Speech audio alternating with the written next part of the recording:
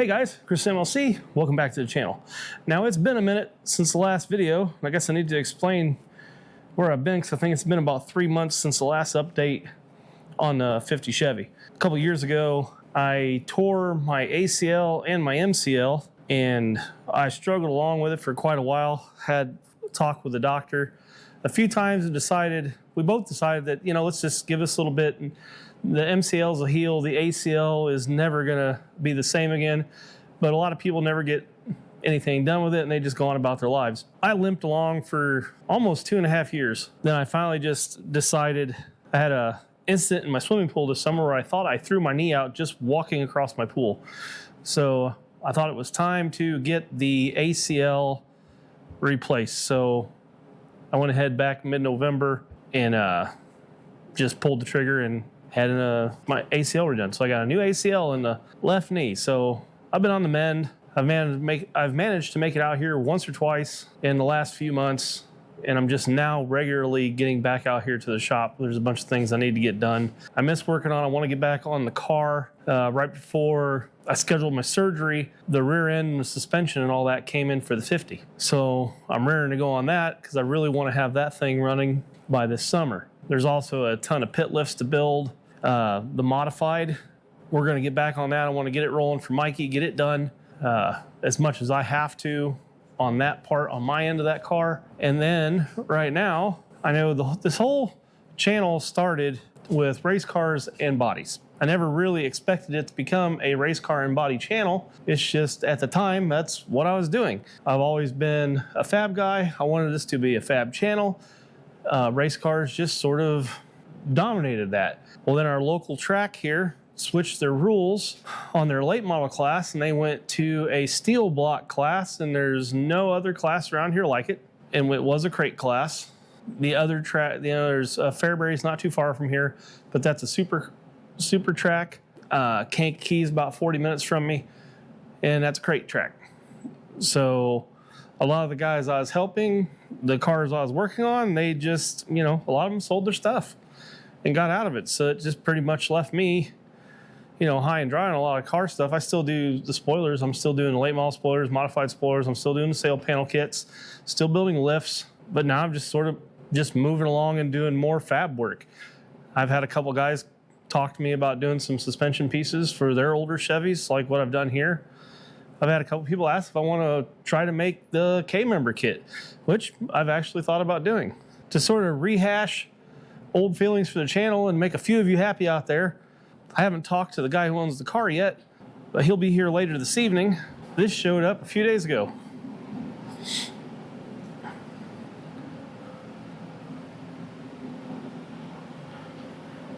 It is a 2017 Rocket XR1. Now I'm gonna help him. He wants to learn how to do the body. He's local here. He travels around racing supers, but he doesn't know a lot about the ins and outs of doing the body. So I told him, you know what, just bring it here to the shop. All the tools are here. I'll go through it with you and show you how to do the stuff. He's using a lot of the Dominator stuff. He's got the Dominator plastic wing spoiler. He's got Dominator nose. I've hung 1 or 2 of these things, so we'll see how that goes. What else did he get here from Dominator? Sail panels, plastic sail panel kits. We got to make him a couple set of fender tops. We're gonna make him a hood. I think he got stacked material for the nose, but I don't remember.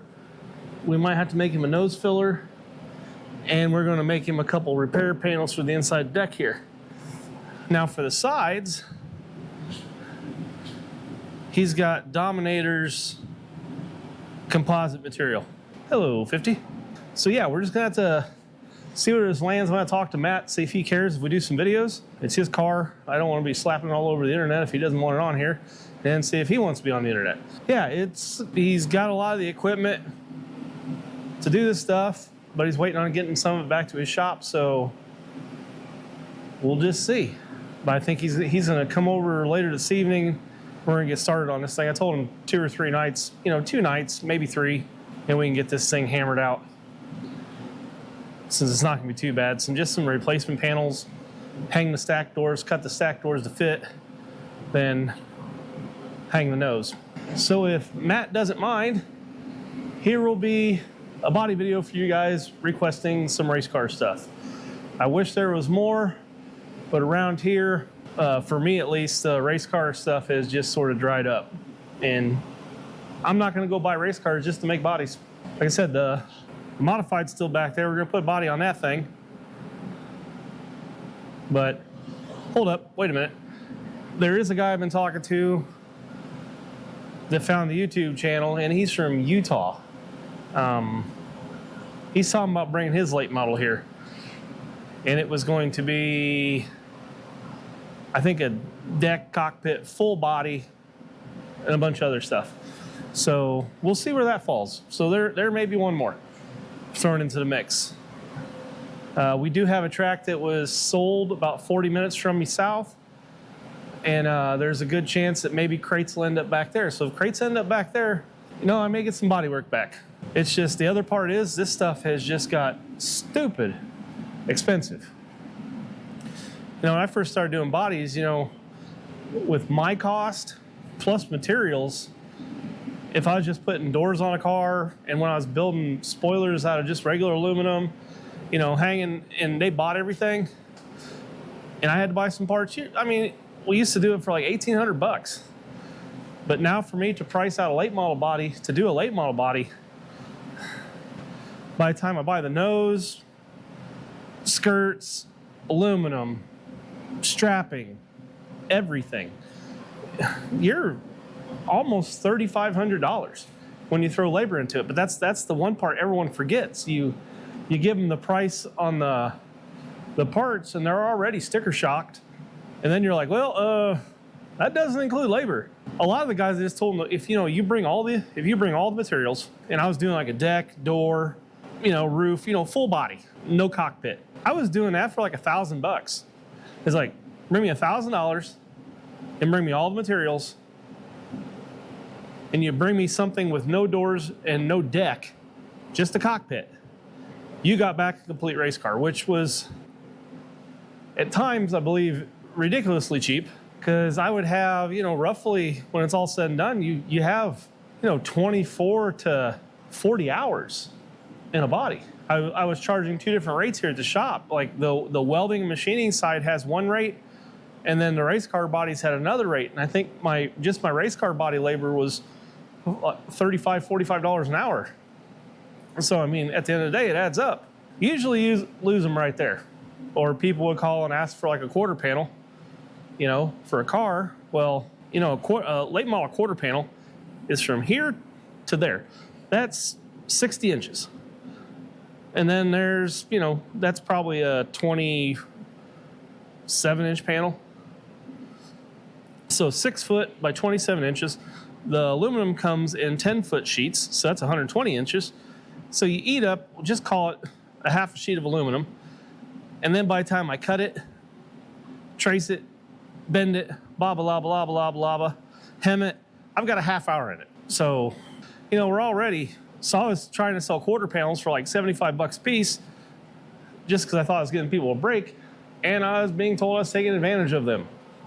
I'm like, okay, go buy the at that time it was $140 for a sheet of aluminum, and then a half hour of my time, plus the tools, plus the electric.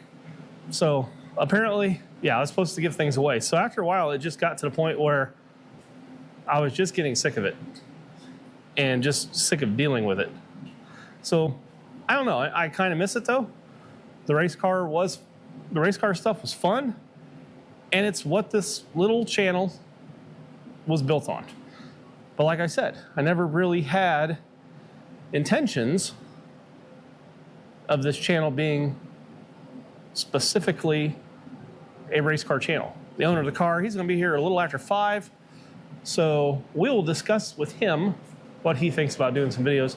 And if he doesn't care, we'll be back and we'll strip this thing down. You'll get to meet Matt. We'll see where it goes from there. So, I mean, that still leaves us here at the 50. I decided to put the dog house back on it and see how everything looked. That is actually at ride height. I still need to do the transmission cross member. which I haven't been able to crawl around, then I'm getting a little more comfortable getting down on the ground. So I have the tubing and everything here for that. So we may tackle that here in the next week or so. But no, it looked fine. I think we talked about, I just quickly mounted the seats, got them in there, and then we have the steering wheel. I got to do some work to the throttle pedal. This is a drive-by-wire throttle pedal. I got to do some work to that. And we've got some more parts in. There's a few things here, a few things there. But yeah, that's where that's at. So, yes, if everything goes cool, we'll have some videos coming up for the Rocket. We'll be getting back into Big Dog here, getting the 9-inch Ford put under it with the TCI suspension. We get the transmission crossmember built. Then after I have all that done, I'm kind of wanting to pull the chassis off from underneath it, get it sandblasted, and then either powder coat it or just use, I was looking at the sweet patina sauce chassis paint.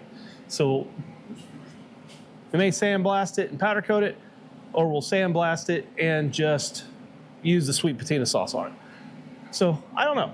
We will see. But I got some things I got to do before Matt gets here, so I think that is where I'm going to stop this video for right now. Keep tuned in, and we'll get this stuff going. All right. I'll see you guys later.